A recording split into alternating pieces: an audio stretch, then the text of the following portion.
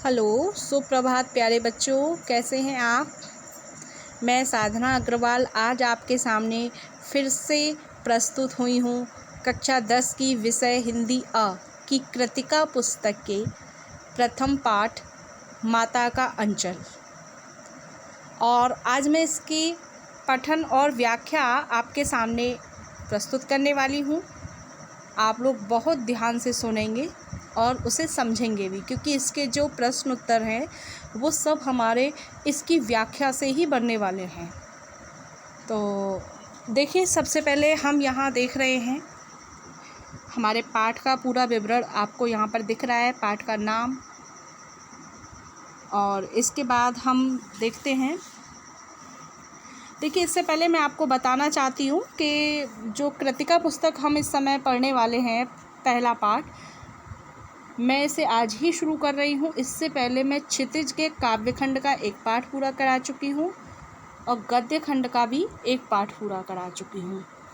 तो देखिए, ये जो कृतिका पुस्तक है, ये इसका जो मुख्य पेज है, जो पहला वाला, वो आप देख रहे हैं, ये वाला है कृतिका। कक्षा 10 की अ पाठ्यक्रम के लिए है, हिंदी की पूरक पाठ्य पुस्तक है। ये एनसीईआरटी के द्वारा निर्धारित की गई है कक्षा 10 के लिए। ये देखिए, इसके बाद देखिए जो इसका पहला पेज यहाँ पर आप देख रहे हैं, कृतिका भाग 2 कक्षा 10 अ पाठ्यक्रम के लिए। यहाँ पर देखिए, आपको सीधे से पता चल रहा है, ये देखिए एनसीईआरटी, इसके द्वारा ये पुस्तक निर्धारित की गई है जिसको हम पढ़ने वाले हैं। तो इसका पहला जो पाठ है, पहला पाठ माता का अंचल, इसके लेखक हैं शिवपूजन सहाय। आज हम जो पढ़ने वाले हैं, इसी पहले पाठ की व्याख्या को पढ़ने वाले हैं। ठीक है, ये देख ही रहे हैं, इसी पहले पाठ की व्याख्या को माता का अंचल पढ़ने वाले हैं। इसके शिवपूजन सहाय जो हैं वो लेखक हैं। तो देखिए, माता का अंचल पाठ में लेखक ने क्या बताया है, सबसे पहले हम यहाँ देख लेते हैं कि लेखक इस पाठ के बारे में क्या कहता है। देखिए, यह अंश शिवपूजन सहाय के उपन्यास देहाती दुनिया से लिया गया है। सन 1926 में प्रकाशित देहाती दुनिया हिंदी का पहला आंचलिक उपन्यास माना जाता है। अब आपके मन में ये सवाल उठ रहा होगा कि ये आंचलिक शब्द होता क्या है, आंचलिक उपन्यास होते क्या हैं। तो देखिए, ये जो आंचलिक है, ये किसी एक क्षेत्र विशेष की विशेषता को लेकर के लिखे जाते हैं। जैसे किसी क्षेत्र में जो भी विशेषता होती है, उसके ऊपर ये लिखे जाते हैं, उसी को हम अंचल विशेष की कथा को ही आंचलिक कहते हैं। इतना ही नहीं, यह स्मरण शिल्प में लिखा गया हिंदी का पहला उपन्यास भी माना जाता है। इसमें ग्रामीण जीवन का चित्र ग्रामीण जनता की भाषा में किया गया है। लेखक ने उपन्यास की भूमिका में यह संकेत दिया है कि ठेठ से ठेठ देहाती या अनपढ़, गवार, निरक्षर, हलवाई और मजदूर भी बड़ी आसानी से इसे समझ सकें। आत्मकथात्मक शैली में रचे गए इस उपन्यास का कथा शिल्प अत्यंत मौलिक और प्रयोगधर्मी है। आत्मकथात्मक कहते हैं उसको जो व्यक्ति स्वयं के बारे में कुछ लिखता है, स्वयं की कथा को कहता है, उस शैली को हम आत्मकथात्मक शैली कहते हैं। शिशु चरित्र भोलानाथ कथानक की दृष्टि बिंदु है। संकलित अंश में ग्रामीण अंचल और उसके चरित्रों का एक अनोखा चित्र है। बालकों के खेल, कौतूहल, माँ की ममता, पिता का दुलार, लोकगीत आदि अनेक प्रसंग इसमें शामिल हैं। शहर की चकाचौंध से दूर गांव की सहजता को रचनाकार ने आत्मीयता से प्रस्तुत किया है। यहाँ बाल मनोभावों की अभिव्यक्ति करते करते लेखक ने तत्कालीन समाज के पारिवारिक परिवेश का चित्र भी किया है।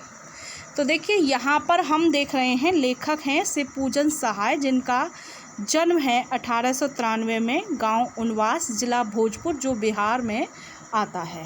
ठीक है, तो लेखक का आप यहाँ पर फोटो देख ही रहे हैं, ये वाला, ये लेखक शिवपूजन सहाय है। अब हम यहाँ पर एक चीज़ और देखते हैं, इनकी जो भाषा शैली है, यहाँ देखिए जो भाषा शैली है, सबसे पहली लाइन पता चल रहा है कि इन्होंने जितने भी उपन्यास, कहानी वगैरह जो भी कुछ लिखी हैं अपनी रचनाएं, सभी में केवल हिंदी ही नहीं कई भाषाओं का मिश्रण इसमें किया है। ठीक है, आप ये पहली लाइन यहाँ पर देख रहे हैं कि इन्होंने हिंदी, फ़ारसी, अंग्रेजी भाषाओं के शब्दों का प्रयोग किया है। ठीक है, तो इसमें सभी भाषाओं का प्रयोग इन्होंने अपनी रचनाओं को लेकर के ये चलते हैं। अच्छा, इसके बाद अब हम आगे देखते हैं माता का अंचल। ये पहला पाठ आपके सामने यहाँ पर प्रस्तुत है, ये देख ही रहे हैं आप। माता का अंचल से पूजन सहाय जी के द्वारा लिखा गया है। ठीक है, अब हम आगे इसके पढ़ने को शुरू करते हैं।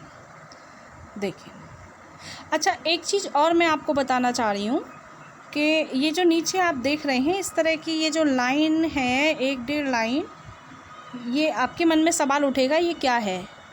तो ये जो है ना कि साथ में देखिए एक एक शब्द चल रहा है। जैसे यहाँ पहला आप देख रहे हैं मृदंग, ये जो मृदंग है, यहाँ देखिए मृदंग 1 नंबर का जो शब्द है, इस 1 नंबर के शब्द का अर्थ यहाँ नीचे बताया गया है। शब्दार्थ हैं ये। मृदंग का अर्थ होता है एक तरह का वाद्य यंत्र। अब यहाँ दूसरा आप देख रहे हैं तड़के, तो तड़के जो शब्द है, तड़के शब्द का यहाँ बताया, तड़के का अर्थ होता है प्रभात या सवेरा, यानी सुबह को हम प्रभात कहते हैं, सवेरा कहते हैं। अच्छा, इसके बाद तीसरे नंबर का शब्द आप ये देख रहे हैं लिलार। लिलार क्या होता है? लिलार कहते हैं हम ललाट, यानी मस्तक को हम कहते हैं, जो हमारा माथा होता है इसको हम लिलार कहते हैं। इसके बाद देखिए, इसके बाद है त्रिपुंड शब्द। त्रिपुंड शब्द का अर्थ क्या होता है? एक प्रकार का तिलक जिसमें ललाट पर 3 आड़ी या अर्धचंद्राकार रेखाएं बनाई जाती हैं, इसको हम त्रिपुंड कहते हैं। तो ये जो कठिन शब्द हैं इनके अर्थ हम यहाँ पर नीचे देख लेंगे और समझ लेंगे। बाकी और कोई शब्द आता है बीच में तो मैं उसको आपको समझाते हुए चलूँगी। चलिए अब हम इसका पठन शुरू करते हैं। जहाँ लड़कों का संग तहाँ बाजे मृदंग, जहाँ बुढ़ों का संग तहाँ खर्चे का तंग। यानी क्या कहना चाह रहा है लेखक? कहना चाह रहा है कि जहाँ 2-4 लड़के इकट्ठे होते हैं, 2-4 लड़कों का जहाँ संग होता है वहाँ पर क्या होता है? मृदंग बाजे, यानी कि वहाँ पर ढोल मजीरे बजाने के वाद्य यंत्र ये सब चीज़ें बाजते हैं, मस्ती करते हैं बच्चे। जहाँ बुढ़ों का संग तहाँ खर्चे का तंग। लेकिन एक चीज़ और देखी होगी कि जहाँ 2-4 बड़े बूढ़े इकट्ठे हो जाते हैं तो वो क्या करते हैं? अपनी जो धनराशि होती है उसको बचा के चलते हैं, यानी खर्चा उनके हाथ से कम होता है, खर्चे के वो तंग होते हैं, खर्च नहीं करना चाहते। ठीक है, तो इसके बाद अब लेखक कह रहा है, हमारे पिता तड़के उठकर, यानी सुबह सुबह उठकर निवट नहाकर पूजा करने बैठ जाते थे। हम बचपन से ही उनके अंग लग गए थे। अंग लगना यानी कि उनके साथ ही रहते थे हम। माता से केवल दूध पीने तक का नाता था कि जब माँ के पास तो हम तभी आते थे जब हमें माँ का दूध पीना होता था। इसलिए पिता के साथ ही हम भी बाहर की बैठक में ही सोया करते। वह अपने साथ ही हमें भी उठाते और साथ ही नहला धुलाकर पूजा पर बैठा लेते। हम भभूत का तिलक लगा देने के लिए उनको दिक करने लगते थे, यानी दिक का मतलब जो है जिद करना, कि हम भी जिद करते थे कि हमारे भी तिलक लगा दीजिए। तो कुछ हंसकर, कुछ झुंझलाकर और कुछ डांटकर वह हमारे चौड़े लिलार में, यानी मस्तक में, जो हमारा चौड़ा मस्तक था उसमें त्रिपुंड कर देते। त्रिपुंड यहाँ आप देख रहे हैं, नीचे मैंने इसका अर्थ बताया था आपको। त्रिपुंड यानी एक प्रकार का तिलक होता है जिसमें मस्तक पर 3 आड़ी और चंद्राकार रेखाएं बनाई जाती हैं। हमारे लिलार में भभूत खूब खुलती थी, सिर में लंबी लंबी जटाएं थीं। भभूत रमाने से हम खासे बमबोला बन जाते थे। यानी पहले आपने देखा होगा ग्रामीण बच्चों को बड़े बड़े बाल होते थे, उनके ऊपर तिलक लगा देना तो बमबोले की तरह दिखते थे वो। तो पिताजी हमें बड़े प्यार से भोलानाथ कहकर पुकारा करते थे। तो इस तरह जब उनकी शक्ल भोलानाथ की तरह दिखती थी बच्चे की, तो पिताजी क्या करते थे? उस बच्चे को भोलानाथ ही कह करके पुकारा करते थे। पर असल में हमारा नाम था तारकेश्वर नाथ। हम भी उनको बाबूजी कहकर पुकारा करते और माता को मैया। जब बाबूजी रामायण का पाठ करते तब हम उनकी बगल में बैठे बैठे आईने में अपना मुंह निहारा करते थे। जब वह हमारी ओर देखते तब हम कुछ लजाकर और मुस्कुराकर आईना नीचे रख देते थे। वह भी मुस्कुरा पड़ते थे। पूजा पाठ कर चुकने के बाद वह राम राम लिखने लगते। अपनी एक रामनामा बही पर 1000 राम राम नाम लिखकर वह उसे पाठ करने की पोथी के साथ बांधकर रख देते थे।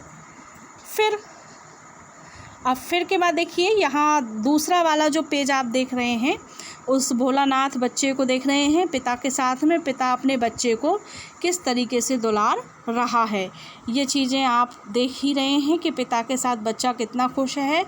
और पिता जो है अपने बच्चे को इस तरह से यहाँ पर देखिए कितना प्रेम कर रहा है, ये आप देख रहे हैं बच्चे को और पिता को।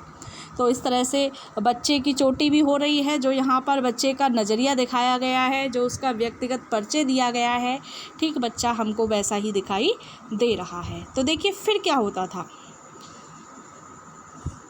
फिर 500 बार कागज़ के छोटे छोटे टुकड़ों पर राम राम लिखकर आटे की गोलियों में लपेटते और उन गोलियों को लेकर गंगा जी की ओर चल पड़ते थे।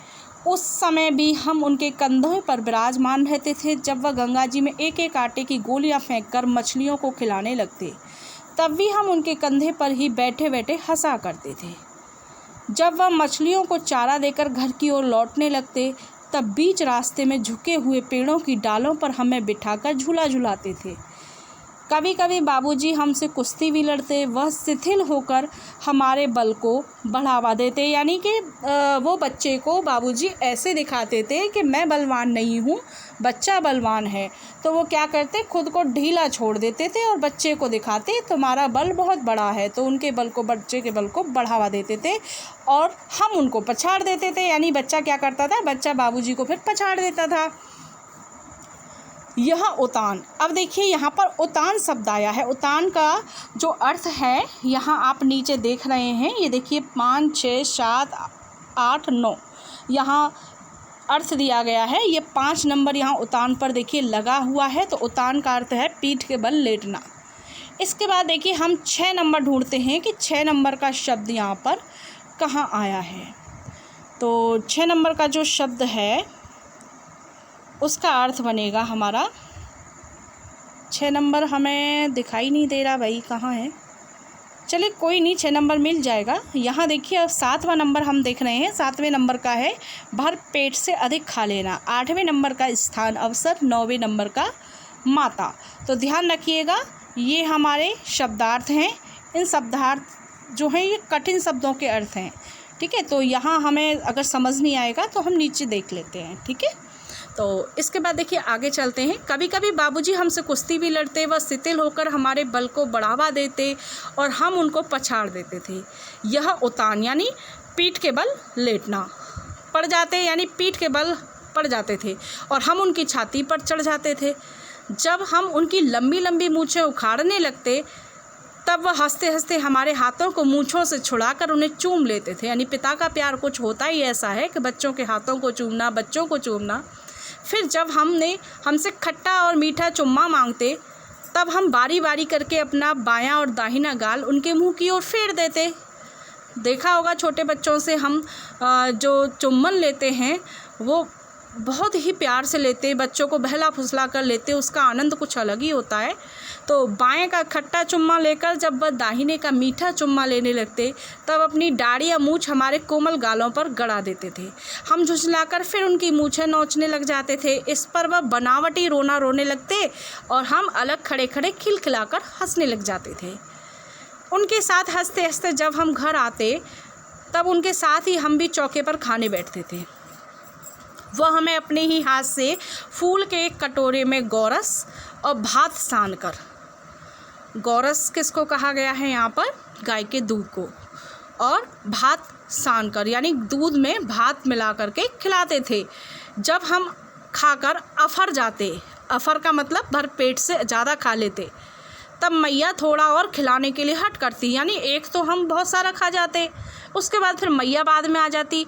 मैया जिद करने लगती खिलाने के लिए। वह बाबूजी से कहने लगती, आप तो 4-4 दाने के कौर बच्चे के मुंह में देते जाते हैं। इससे वह थोड़ा खाने पर भी समझ लेता है कि हम बहुत खा गए। आप खिलाने का ढंग नहीं जानते, बच्चे को भर मुँह कौर खिलाना चाहिए। जब खाएगा बड़े बड़े कौर तब पाएगा दुनिया में ठौर, यानी कि जब ये बड़े बड़े कौर खाएगा, बड़े बड़े टुकड़े खाएगा, तभी तो दुनिया में ठौर, यानी कि जब भी बड़ा होगा जब भी तो समाज में अपनी जगह बना पाएगा। देखिए मैं खिलाती हूँ, मर्दुए क्या जाने कि बच्चों को कैसे खिलाना चाहिए, और महतारी के हाथ से खाने पर बच्चों का पेट भी भरता है। महतारी यानी माँ के हाथ से। यह कहकर वह थाली में दही भात शांति और अलग अलग तोता, मैना, कबूतर, हंस, मोर आदि के बनावटी नाम से कौर बनाकर यह कहते हुए खिलाती जाती कि जल्दी खा लो नहीं तो उड़ जाएंगे। पर हम उन्हें इतनी जल्दी उड़ा जाते कि उड़ने का मौका ही नहीं देते। कहने का मतलब है कि जो छोटे बच्चे को वो माँ जो है खाना खिलाती तो बहुत बहाने लगाती थी कि ये तोता का है, ये मोर का है, ये कबूतर का है, खा लो नहीं तो ये लेके उड़ जाएंगे तुम्हारा खाना। तो बच्चा कहता है कि भाई वो उसको बहुत जल्दी खा जाता था कि क्योंकि कोई लेके ना उड़ जाए उसको, उससे पहले मैं ही उड़ा जाता था। बच्चे का कहने का मतलब ये है। जब हम सब बनावटी चिड़ियों को चट कर जाते तब बाबूजी कहने लगते, अच्छा अब तुम राजा हो, जाओ खेलो। बस हम उठकर उछलने कूदने लगते थे, फिर रस्सी में बंधा हुआ काठ का घोड़ा लेकर नंग धड़ंग बाहर गली में निकल जाते थे खेलने।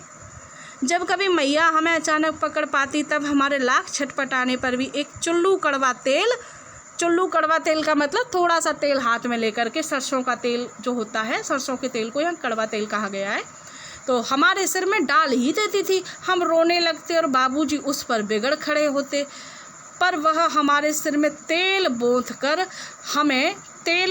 का मतलब है तेल से लबालब हमारे बालों को कर देती थी, सरोबार कर देना, हमें उबट कर ही छोड़ती थी। फिर हमारी नाभि और लिलार, नाभि कहते हैं जो हमारे पेट पर टुंडरी होती है, नाभि उसको कहते हैं, लिलार कहते हैं मस्तक को। नाभि और लिलार में काजल की बिंदी लगाकर चोटी गूंथती और उसमें फूलदार लट्टू बांधकर रंगीन कुर्ता टोपी पहना देती थी। हम खासे कन्हैया बनकर बाबूजी की गोद में सिसकते सिसकते बाहर आ जाते, क्योंकि जब मैया बच्चे को नहलाती, काजल लगाती, कुर्ता टोपी पहनाती तो बच्चा तो रोता ही है, तो फिर पिता उसकी थोड़ी सी तरफदारी करते और उसकी गोद में से रोते रोते वो बाहर आ जाता था बच्चा। फिर कह रहा है, बाहर आते ही हमारी बाट जोहने वाला बच्चों का एक झुंड मिल जाता था, क्योंकि उसके बराबर के बच्चे बाहर खेलते थे, वो मिल जाते। अब हम उन खेल के साथियों को देखते ही सिसकना भूलकर बाबूजी की गोद से उतर पड़ते और अपने हम जोलियों के दल में मिलकर तमाशे करने लग जाते थे, यानी साथ के बच्चों के साथ हम खेलने लग जाते, फिर रोना हम भूल जाते थे। तमाशे भी ऐसे वैसे नहीं, तरह तरह के नाटक। चबूतरे का एक कोना ही नाटक घर बनता था। बाबूजी जिस छोटी चौकी पर बैठकर नहाते थे वहीं रंगमंच बनती थी, उसी पर सरकंडे के खम्भों पर कागज़ का चंदोआ यानी छोटा सामियाना, कागज़ का छोटा सा टेंट के टाइप से लगा लेना, थोड़ी सी जगह बना लेना, इस तरह से तान कर मिठाइयों की दुकान लगाई जाती। उसमें चिलम के खोंचे पर कपड़े के थालों में ठेले के लड्डू बनते, पत्तों की पूरी कचौड़ियाँ बनाई जाती, गीली मिट्टी की जलेबी बनाते थे, फूटे घड़े के टुकड़े और बतासे आदि मिठाइयाँ सजाई जाती। यानी बच्चों के खेल होते हैं ये, बचपन में बच्चे वैसे ही खेलते थे, लेकिन आज के समय में बच्चे इनसे नहीं खेलते। आज के समय में बच्चों को मोबाइल चाहिए, पर पहले बच्चे प्राकृतिक चीज़ों से खेलते थे। ठीकरों के बटखरे और जस्ते के छोटे छोटे टुकड़ों के पैसे बनाते, यानी मिट्टी के और ये जो मटके फूट जाते हैं उनके टुकड़ों के छोटे छोटे पैसे बना लिए जाते थे पत्थर कंकड़ों के। हम ही लोग खरीदार बनते और हम ही लोग दुकानदार। बाबूजी भी 2-4 गोरखपुरी पैसे खरीद लेते थे। बाबूजी बच्चों का मन रखने के लिए उनसे खरीदारी कर लेते थे। थोड़ी देर में मिठाई की दुकान बढ़ाकर हम लोग घरौंदा बनाते थे, यानी मिठाई की दुकान बढ़ जाती, फिर एक घर बनाया जाता, धूल की मेड़ दीवार बनती थी और तिनकों का छप्पड़ बनाया जाता, दातून के खंभे बनाए जाते, दिया सलाई की पेटियों की किवाड़ बन जाती थी, घड़े के मुहड़े की चूल्हा चक्की यानी घड़े का जो मुंह होता है उसकी चूल्हा चक्की बना लेते थे, और दिए की कढ़ाई बना लेते, जो दिया दीपक हम जलाते हैं उसकी कढ़ाई बना लेते थे, क्योंकि हम खेलते थे। लेखक का कहना है कि हम जब खेलते थे तो दिए की हम कढ़ाई बना लेते। बाबूजी की पूजा वाली जो आचमनी कलछी बनती थी, पानी के घी, धूल के पिशान और बालू की चीनी से हम लोग जौनार यानी जो दावत भोजन जो कराया जाता है, उसको तैयार करते। हम ही लोग जौनार करते और हम ही लोगों की जौनार बैठती थी, यानी बच्चा पार्टी जो थी, सारे बच्चे थे वही तो जौनार कराते थे, यानी वही दावत परसते थे और वही दावत के लिए बैठ जाते थे। जब पंगत बैठ जाती थी तब बाबूजी भी धीरे से आकर पांत के अंत में जीमने के लिए बैठ जाते थे। जीमने यानी खाने के लिए, भोजन करने के लिए। उनको बैठते देखते ही हम लोग हंसकर और घरौंदा बिगाड़ कर भाग जाते थे। वह भी हंसते हंसते लोट पोट हो जाते और कहने लगते, फिर कब होगा भोज भोलानाथ। यानी वो बच्चों को हंसाने के लिए कहने लगते कि भोलानाथ अब तो नहीं कराया तुमने, अब हमको भोज तुम कब कराओगे, ऐसा कहने लगते। देखिए अब अगले पेज पर ध्यान देंगे।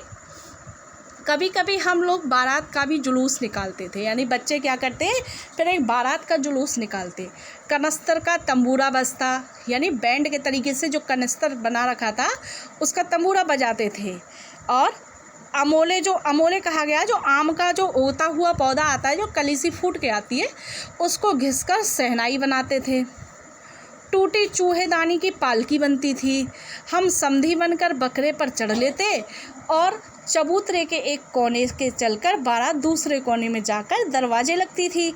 वहाँ काठ की पटरियों से घिरे, गोबर से लिपे, आम और केले की टहनियों से सजाए हुए छोटे आंगन में कुलिये का कलसा रखा जाता था। वहीं पहुंचकर बारात फिर लौट आती थी। लौटने के समय खटोली पर लाल ओहार कहा गया है। यहाँ पर पर्दे के लिए जो डाला हुआ जो कपड़ा होता है, एक तरीके से खटोली पर, मतलब जैसे पर्दा बिछा दिया हो, कुछ बिछा देते उस तरीके से ओहार उसको कहा गया है, डालकर उसमें दुल्हन को चढ़ा लिया जाता था। लौट आने पर बाबूजी जो ही ओहार उघार कर दुल्हन का मुख निहारने लगते तो ही हम लोग हंसकर भाग जाते। थोड़ी देर बाद फिर लड़कों की मंडली जुट जाती थी। इकट्ठा होते ही राय जमती कि खेती की जाए। बस चबूतरे के छोर पर घिरनी गड़ जाती और उसके नीचे की गली कुआं बन जाती। मूंज की बटी हुई पतली रस्सी में एक चुक्कड़ बांध गराड़ी पर चढ़ाकर लटका दिया जाता और दो लड़के बैल बनकर मोट खींचने लग जाते, जो खेत में हल चलाने के लिए खींचा जाता है। चबूतरा खेत बन जाता, कंकड़ बीज बन जाते और ठेंगा हल जुआटा। बड़ी मेहनत से खेत बोए और जोतते और पटाए जाते। फसल तैयार होते देर न लगती और हम हाथों हाथ फसल काट लेते थे। काटते समय गाते थे, ऊंच नीच में बई क्यारी, जो उपजी सो भई हमारी। यानी कि हमने धरती ऊंची नीची थी, उसमें क्यारी बो दी हमने, और जो इसमें फसल उपजी है, जो आई है, वो सब हमारी हो गई। फसल को एक जगह रखकर उसे पैरों से रौंद डालते थे। कसोरे का सूप बनाकर, मिट्टी का जो एक कटोरा सा बना लेते हैं उस टाइप से सूप बनाकर ओसाते, यानी उनको छिलके हम उड़ा देते और फसल को अलग कर लेते और मिट्टी की दिए की तराजू पर तोलकर राशि तैयार करते थे। इसी बीच बाबूजी आकर पूछ बैठते थे, इस साल की खेती कैसी रही भोलानाथ। बस फिर क्या, हम लोग ज्यों का त्यों खेत खलिहान छोड़कर हंसते हुए भाग जाते थे। कैसी मौज की खेती थी, यानी देखिए कितना आनंद आ रहा है बच्चों की खेतीबाड़ी में, बच्चों के खेल में, कितना अच्छा लग रहा है। जब हमें सुन के ही अच्छा लग रहा है तो हम वाकई करेंगे, देखेंगे तो कितना मज़ा आएगा। ऐसे ऐसे नाटक हम लोग बराबर खेला करते थे। बटोही भी कुछ देर ठिठक कर हम लोगों के तमाशे देख लेते थे। बटोही यानी राहगीर जो होते हैं चलने वाले, वो भी तमाशा देखते थे। जब कभी हम लोग ददरी के मेले में जाने वाले आदमियों का झुंड देख पाते तब कूद कूद कर चिल्लाने लगते थे, चलो भाइयों ददरी सतू पिसान की मोटरी। यानी कि मेला लगा हुआ है, चलो भाई, और सत्तू जो है उसको पिसवा के ले आएंगे वहाँ से। अगर किसी दूल्हे के आगे आगे जाती हुई ओहारदार पालकी पाते तब खूब ज़ोर से चिल्लाने लगते। यानी अगर किसी बारात कहीं से चढ़ के जब दुल्हन की विदाई होकर आती थी डोली में बैठ कर के, तो ये बच्चे फिर क्या चिल्लाने लगते थे, देखिए चिल्लाते थे, रहरी में रहरी पुरान रहरी, डोला के कन्या हमार महरी। यानी कहते थे जो यहाँ पर इस डोली में जो बैठी हुई है वो हमारी ही दुल्हन है। सारे बच्चे इस तरीके से कहते थे। इस पर अब देखिए अगला पेज। इसी पर एक बार बूढ़े वर ने हम लोगों को बड़ी दूर तक खदेड़ कर ढेलों से मारा था। यानी जो बूढ़ा वर अपनी दुल्हन को लेके आ रहा था तो इन बच्चों ने कह दिया कि इसमें डोली में जो बैठी हुई है वो हमारी मेहरी है, यानी हमारी दुल्हन है। तो बूढ़ा वर जो है वो चिढ़ गया और उसने उनको ढेले मार मार के खूब दूर तक भगाया था। उस खसूट खबीस की सूरत आज तक हमें याद है। न जाने किस ससुर ने वैसा जमाई ढूंढ निकाला था, वैसा घोड़ा मुँहा आदमी हमने कभी नहीं देखा। आम की फसल में कभी कभी खूब आंधी आती है। आंधी के कुछ दूर निकल जाने पर हम लोग बाग की ओर दौड़ पड़ते थे। वहाँ चुन चुनकर घुले घुले गोपी आम चबाते थे, यानी गोपी आम मतलब आम की जो फसल है उस आम की फसल नस्ल का नाम था गोपी, तो कहने गोपी आम चबाते थे। एक दिन की बात है, आंधी आई और पट पड़ गई, यानी कि आंधी आई और फिर बारिश पड़ने लगी। आकाश काले बादलों से ढक गया, मेघ गरजने लगे, बिजली कौंदने और ठंडी हवा सनसनाने लगी, पेड़ झूमने और ज़मीन चूमने लगे। हम लोग चिल्ला उठे, एक पैसा की लाई बाजार में छितराई, बरखा उधरे बिलाई। लेकिन बरखा ना रुकी। बरखा यानी बारिश। उनको कहना था कि हम इस पंक्ति को अगर हम पढ़ देंगे, इसको बोल देंगे तो बारिश यहाँ से चली जाएगी, क्योंकि ये आम के बाग में घिर गए थे। लेकिन बरखा नहीं रुकी। अभी भी और भी मूसलाधार पानी होने लगा। हम लोग पेड़ों की जड़ से धड़ से सट गए, जैसे कुत्ते के कान में अंठई चिपक जाती है। अंठई का मतलब है जो छोटे छोटे कीड़े होते हैं जो कुत्ते के कान में चिपके रहते हैं। तो कह रहे थे कि हम इस तरीके से पेड़ों से चिपक गए, मगर बरखा जमी नहीं, थम गई। यानी फिर बारिश जो है थोड़ी रुक गई। फिर बरखा बंद होते ही बाग में बहुत से बिच्छू नजर आए। हम लोग डर कर भाग चले। हम लोगों में बैजू बड़ा डीठ था। बैजू यानी उनका कोई दोस्त था। सइयों की बात, बीच में मूशन तिवारी मिल गए। बेचारे बूढ़े आदमी को सूझता कम था। बैजू उनको चिढ़ाकर बोला, बुढ़वा बेईमान मांगे करेला का चोखा। यानी बूढ़े आदमी को चिढ़ाने के लिए उसने ऐसा बोला। हम लोगों ने भी बैजू के सुर में सुर मिलाकर यही चिल्लाना शुरू किया। मूशन तिवारी ने बेतहासा खदेड़ा। हम लोग तो बस अपने अपने घर की ओर आंधी हो चले, यानी हम लोग घर की ओर दौड़ चले। जब हम लोग न मिल सके तब तिवारी जी सीधे पाठशाला में चले गए। वहाँ से हमको और बैजू को पकड़ लाने के लिए 4 लड़के गिरफ्तारी वारंट लेके छूटे। इधर जो ही हम लोग घर पहुँचे त्यों ही गुरुजी के सिपाही हम लोगों पर टूट पड़े। बैजू तो 9-2-11 हो गया, हम पकड़े गए। फिर तो गुरुजी ने हमारी खूब खबर ली। फिर क्या हुआ, गुरुजी ने खूब सारी खबर ली, यानी खबर लेने का मतलब खूब डांट पड़ गई। बाबूजी ने यह हाल सुना, वह दौड़े हुए पाठशाला में आए। गोद में उठाकर हमें पुचकारने और फुसलाने लगे, पर हम दुलराने से चुप होने वाले लड़के नहीं थे। रोते रोते उनका कंधा आंसुओं से हमने तर कर दिया। वह गुरुजी की चिरौरी करके हमें घर ले आए, यानी गुरुजी से हंसी मजाक करते हुए वो हमको घर पर ले आए। रास्ते में फिर हमारे साथी लड़कों का झुंड मिला। वे जोर से नाचते और गाते थे। माई पकाई गरर गरर पुआ, हम खाइब पुआ न खेलब जुआ। यानी बच्चों का झुंड मिल गया। अब क्या कर रहे हैं बच्चे बहुत ज़ोर से कह रहे हैं गाते हुए कि माई पकाई गरर गरर पुआ, हम खाइब पुआ न खेलब जुआ। यानी रास्ते में बच्चों का जब झुंड मिल जाता है तो देखिए वो बहुत खुश हो जाता है। ये आप चित्र में देख रहे हैं, छोटे बच्चे यहाँ झूम झाम रहे हैं खूब बढ़िया तरह से। तो इस तरह से वो मस्ती में है। इसके बाद फिर क्या हुआ था, हमारा रोना धोना हम सब भूल गए, क्योंकि बच्चों का हमें झुंड मिल गया, हम सब भूल गए। हम हट करके बाबूजी की गोद से उतर पड़े और लड़कों की मंडली में मिलकर आगे वही तान सुर अलापने लगे।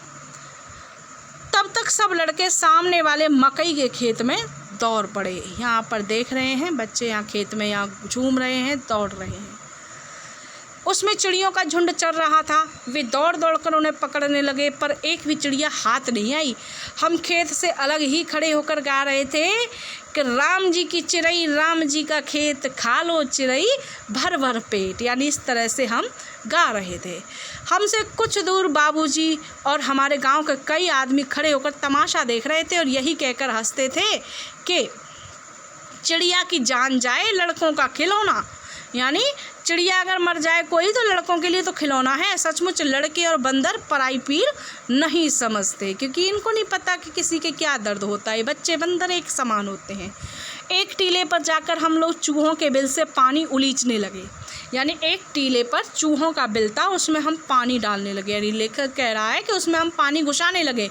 नीचे से ऊपर पानी फेंकना था, यानी बिल ऐसा था कि नीचे से फेंकना था पानी ऊपर की तरफ। हम सब थक गए। अब थक गए भाई, ऊपर से डालते तो पानी में बिल में पानी जाता, लेकिन नीचे से फेंक रहे तो पूरा कैसे जाए। तब तक गणेश जी के चूहे की रक्षा के लिए शिव जी का सांप निकल आया। यानी वो भगाना तो चूहे को चाहते थे, लेकिन चूहा तो बिल से निकला नहीं, उसमें से फिर सांप निकल आया। रोते चिल्लाते हम लोग बेतहाशा होकर के भाग गए। कोई औंधा गिरा, कोई अंटा चिट, यानी भागते भागते उल्टे सीधे सब लोग गिर पड़े। किसी का सिर फूटा, किसी के दांत फूटे, क्योंकि सांप से डर गए थे। सभी गिरते पड़ते भागे। हमारी सारी देह लहू लुहान हो गई, यानी खून से हमारी देह लथपथ हो गई। पैरों के तलवे कांटों से छलनी हो गए। देखिए अब नेक्स्ट अगला पेज हम देख रहे हैं। हम एक सुर से दौड़े हुए आए और घर में घुस गए। उस समय बाबूजी बैठक के ओशारे यानी बरामदा जो होता है, बरामदा जो गांवों में बना रहता है उसके लिए ओशारे कहा गया है। बाबूजी बैठक के ओशारे में बैठकर हुक्का गुड़गुड़ा रहे थे। उन्होंने हमें बहुत पुकारा, पर उनकी अनसुनी करके हम दौड़ते हुए मैया के पास ही चले गए, क्योंकि खुशियों के लिए तो पिता होते हैं, जब दुख हो तो मैया के पास बच्चा दौड़ता है। जाकर उसी की गोद में सड़ ली। मैया चावल अमनिया कर रही थी, यानी चावलों की सफाई कर रही थी मैया, उनको चावलों को साफ कर रही थी। हम उसी के आंचल में जाकर छिप गए। हमें डर से कांपते देखकर वह भी ज़ोर ज़ोर से रो पड़ी और सब काम छोड़ करके हमारे पास बैठ गई। अधीर होकर हमारे भय का कारण पूछने लगी। कभी हमें अंग भर कर दबाती, कभी हमारे अंगों को अपने आंचल से पोंछकर हमें चूम लेती। बड़े संकट में पड़ गई क्योंकि हम रो रहे थे। झटपट हल्दी पीसकर हमारे घावों पर थोपी गई।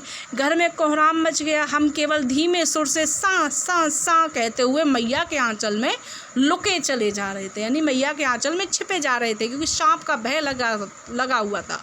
सारा शरीर थर थर काँप रहा था। रोंगटे खड़े हो गए थे। हम आंखें खोलना चाहते थे पर वे खुलती नहीं थीं। हमारे कांपते हुए होठों को मैया बार बार निहार कर रोती और बड़े लाड़ से हमें गले लगा लेती। इसी समय बाबूजी दौड़े आए। आकर झट हमें मैया की गोद से अपनी गोद में लेने लगे, पर हमने मैया के आंचल की प्रेम और शांति के चंदोबे की छाया न छोड़ी। यानी मैया के पास से हम दूर नहीं जाना चाहते थे। भले ही पिता हमें खूब प्यार करते थे, लेकिन मैया के आंचल में वो प्यार था कि वो ही हमारा डर, सांप वाला भय वही हमारा दूर कर सकता था, पिता का प्यार नहीं। तो इस कहानी के माध्यम से, इसके माध्यम से शिव पूजन सहाय जी ने स्पष्ट किया है कि बच्चे माँ के हृदय के बहुत नज़दीक होते हैं, पिता से खूब प्यार करते हैं, लेकिन जब भय वाली बात हो, परेशानी वाली बात हो कोई, तो फिर वो क्या करते हैं, माँ की ही शरण लेते हैं। अच्छा, अब ये पाठ हमारा जो है व्याख्या इसकी पूरी हुई। अब देखिए इसके बाद हम यहाँ देख रहे हैं ये जो हैं प्रश्न अभ्यास, ये वाले ये एनसीईआरटी की पुस्तक के द्वारा यहाँ पर दिए गए। लेकिन क्या करना है हमें कि हम एनसीईआरटी वाले तो पढ़ेंगे ही पढ़ेंगे, साथ में मैं कुछ जो महत्वपूर्ण प्रश्न हैं उनको भी आपको आपके ग्रुप पर भेज दूँगी, तो इसके साथ साथ आप उनको भी देख लीजिएगा, क्योंकि ये तो आपके पास में आप इसमें से छांट सकते हैं खुद ही, और कुछ ऐसे प्रश्न भी हैं जिनको मैं अलग से आपको कराऊंगी, तो वो आपको भेज दूंगी।